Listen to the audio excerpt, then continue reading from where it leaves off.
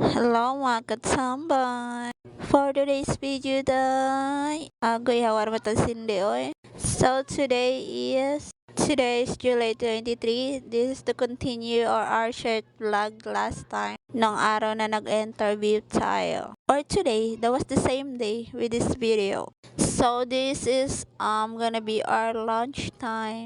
Tapos na kami nag-breakfast kanina, so this time lunch time naman. So I'm with my kapatid again. Oh, may pasayaw pa yung person. Gutom na yan, B. Sige, paniguro. Kapoy ba ganina? So, ayun. We are successfully approved today for our US Embassy. Anyway, I am Kai, filer of K1 Fiancé Visa. So, those who listening this video, come on guys, you can do it also.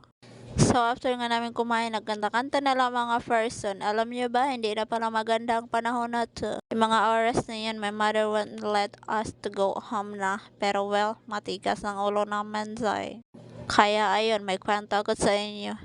Ay naku, nabutan nga pala kami ng baha dyan. Dahil akala namin hindi na kami kakauwi pabalik ng Las Piñas. Kaya baha pala ang Maynila.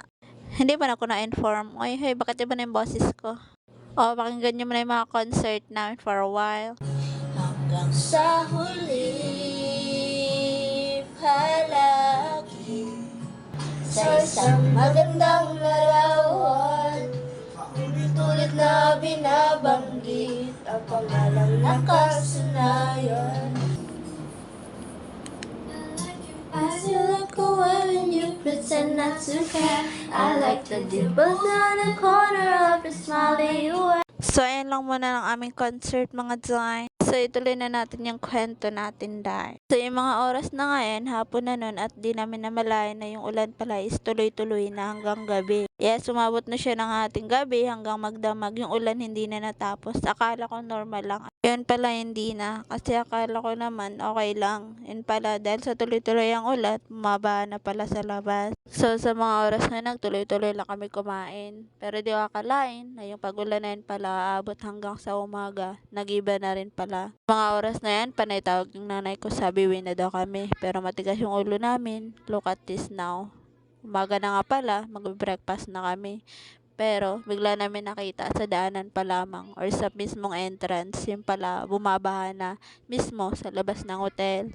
So tuloy-tuloy lang kami kahit na alam ko, nangangamba rin ako na baka mamaya mas tumas pa at lumakas yung ulan dahil hindi nga natapos mula gabi hanggang umaga.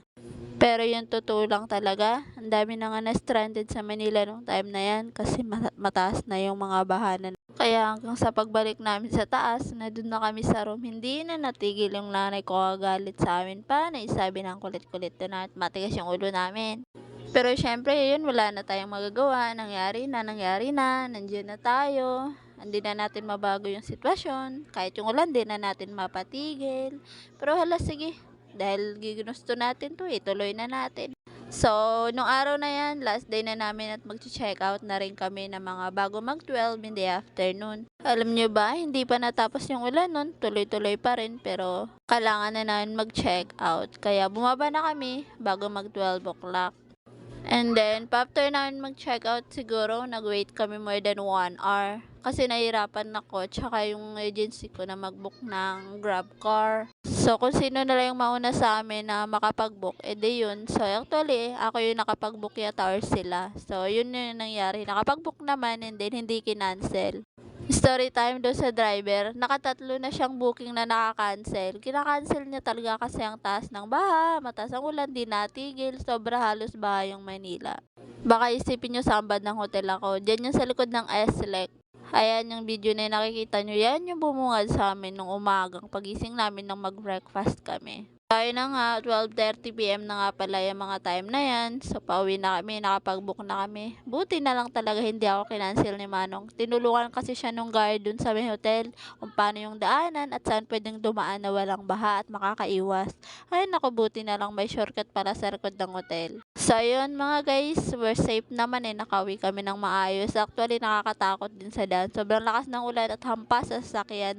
As in, maririnig mo yung ulan na pag hinahampas yung sasakyan namin habang nagabiyahe. So, hanggang doon na lang muna. So, we're success naman and everything is okay. So, thank you for watching. Bye, Bika!